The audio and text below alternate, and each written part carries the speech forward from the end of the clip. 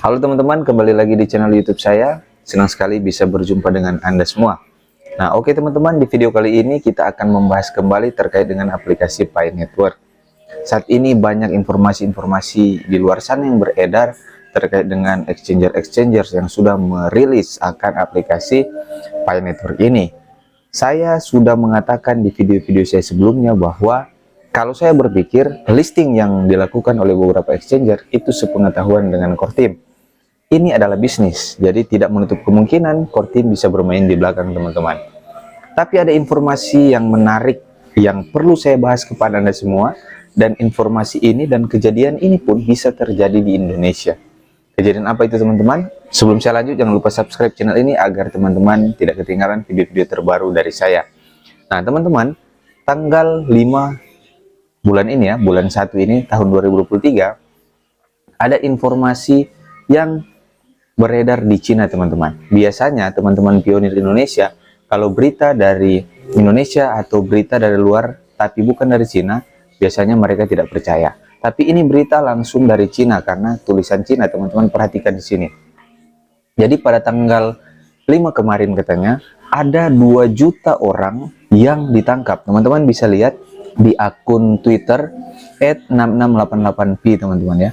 Jadi pada 5 Januari 2023 dipastikan 2 juta orang pergi ke bank untuk melecehkan pegawai bank dan ditahan.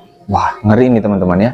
Ada 2 juta orang katanya yang pergi ke bank dan melecehkan. Melecehkan di sini artinya mungkin berbahasa kasar atau kurang ajar kepada pegawai-pegawai bank yang ada di Cina teman-teman. Dan pada akhirnya katanya ditangkap. Pegawai bank mengatakan bahwa pada siang hari sekelompok orang masuk dan mengucapkan kata-kata aneh dan meminta presiden, nah ini sebenarnya kepala bank ya, untuk menjaminkan beberapa koin Pi untuk ditukarkan pada tahun baru itu katanya. Artinya mereka meminta agar kepala bank ini bisa menukarkan koin Pi untuk dijadikan uang teman-teman ya.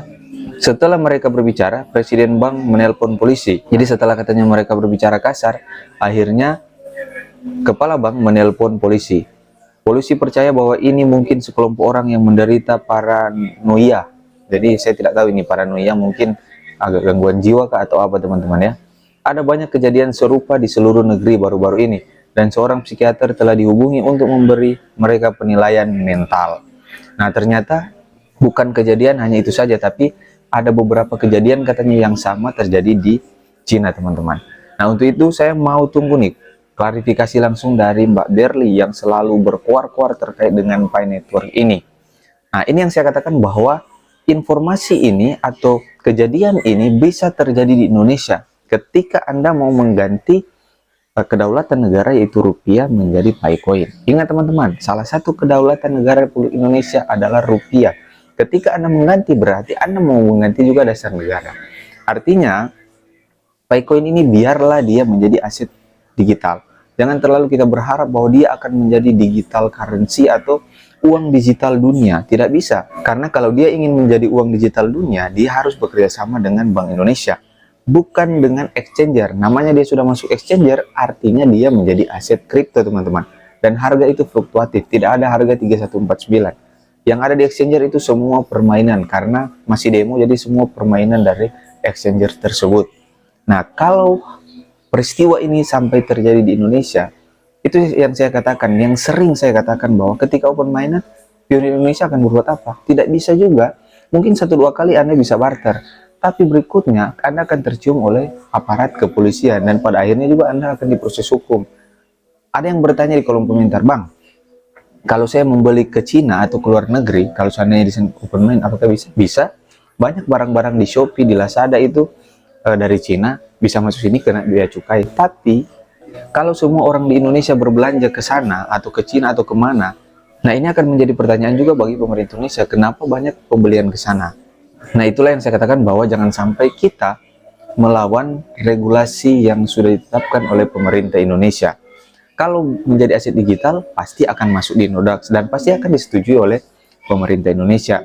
Dalam hal ini yaitu Bapeti, dan sekarang katanya sudah akan diberikan langsung kepada otoritas jasa keuangan. Itu tidak ada masalah, tapi jangan sampai menjadi uang digital. Nah, mungkin ini saran saya bagi Abah Sahwan, coba untuk melihat ke depannya bagaimana bisa bernegosiasi atau konsolidasi dengan pemerintah pusat terkait dengan Pi Network ini. Kalau memang benar Pi Network itu sudah mendunia, khususnya negara Cina yang sudah melakukan barter, cobalah Abah Sawan mungkin ke Cina atau Mbak Berli. Coba Mbak Berli itu duduk bersama dengan komunitas Cina, bagaimana strategi mereka sehingga bisa disetujui di Cina. Tapi kalau melihat peristiwa yang terjadi ini, kalau berita ini benar, artinya di sana juga pemerintah tidak menyetujui dan masih ilegal di sana, teman-teman. Memang saya sudah katakan dari awal bahwa yang saya tahu di Cina itu sangat menolak cryptocurrency, teman-teman. Sangat tidak setujui karena ada perang dagang antara Cina dan Amerika. Ini sangat sulit untuk disetujui juga di Cina terkait dengan cryptocurrency. Nah, ini yang menjadi bahaya di kita kalau peristiwa ini terjadi juga di Indonesia, dan bisa-bisa akan terjadi dan aparat kepolisian atau negara itu akan bertindak tegas kepada pionir-pionir. Untuk itu kita lihat saja perkembangan dari Pi Network ini akan sampai di mana sih progres atau proses dari project-project Pi Network ini. Tapi saya mau katakan sekali lagi bahwa project Pi Network ini sangat baik, dan kalau dia menjadi aset digital saya sangat mendukung. Kenapa? Kalaupun nanti dia saat rilis harga 5 juta atau 10 juta, nah saya masih bisa beli dengan harga demikian. Kenapa? Karena dia pasti akan naik karena project-projectnya. Itu sebabnya salah satu fundamental yang kita harus lihat di aset digital itu atau di cryptocurrency adalah projectnya ini di mana, project ini cepat berkembang atau tidak. Sedangkan Pi Network itu sudah membangun banyak project yang luar biasa.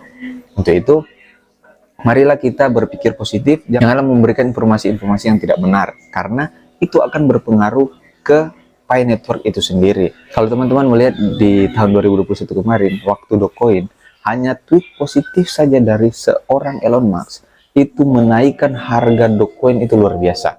Ketika dia tweet Dogecoin dengan tweet negatif, maka Dogecoin itu turun. Nah, itulah sebabnya informasi negatif terkait dengan Pi Network itu akan menurunkan Pi Network. Informasi negatif itu adalah informasi-informasi hoax yang diberikan oleh para pionir-pionir yang ada di YouTube. Kebanyakan informasi-informasi itu tidak kredibel, tidak valid, dan kebanyakan hoax, teman-teman. Jadi kita belajar dari pengalaman di Cina ini, teman-teman ya. Kalau ini berita benar, ini sangat disayangkan.